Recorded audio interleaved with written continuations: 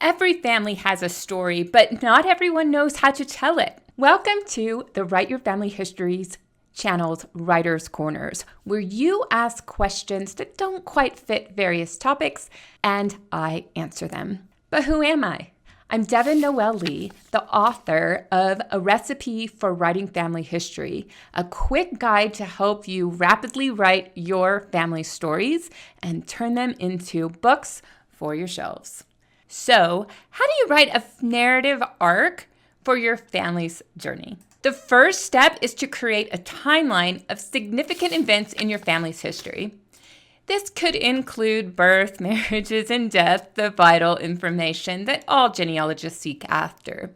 But I also want you to include migration, occupations, religious rites, education, military service, and so forth on the timeline. If you have a date and an event that happened in your ancestor's life, put it on the timeline. Why? Timelines are the backbone or the outlines of a story. They also ensure you haven't overlooked something that might have been a contributing factor to your ancestor's story. And my husband always tells me I create better videos, write better stories, write entire books if I have an outline. And when I don't have an outline, I don't get much accomplished. The timeline in family history writing is your outline, and it will save you so much stress and heartache. So learn from my mistakes and start with an outline. Once you add individual and family events to the timeline, I want you to consider adding historical, technological, and social events or changes to your timeline.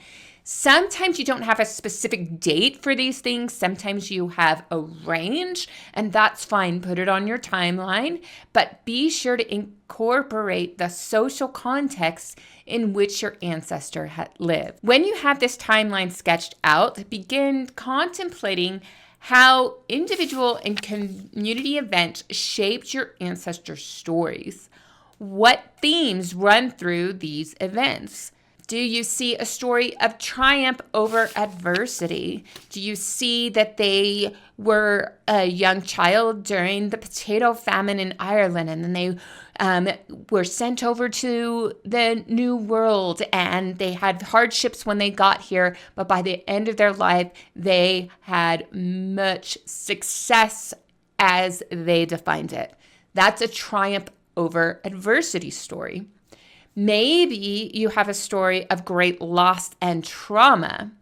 For my husband's ancestor, Benjamin Freeman Lee, he had a father who lost children and his business out in California following a flood. And then the father went on to do a lot of different petty thefts, and it got worse over time. He was not handling his grief well, and Benjamin was affected by that, so much so that he changed his last name from Garnett to Lee. Do you see how there's this story arc, and his father's story ended in tragedy, and Benjamin went on to have children and grandchildren and had overcome that adversity. So sometimes when you tell a tale of two ancestors, you can actually have two arcs in one. Other story arcs you might encounter are migration and journeys. All of my immigrant ancestors have a migration story, but if I wrote the story of my husband, he has many journeys of migration from California to Utah to Oklahoma to Texas to here, there, and yonder. But some journeys are the journeys to become or journey to learn.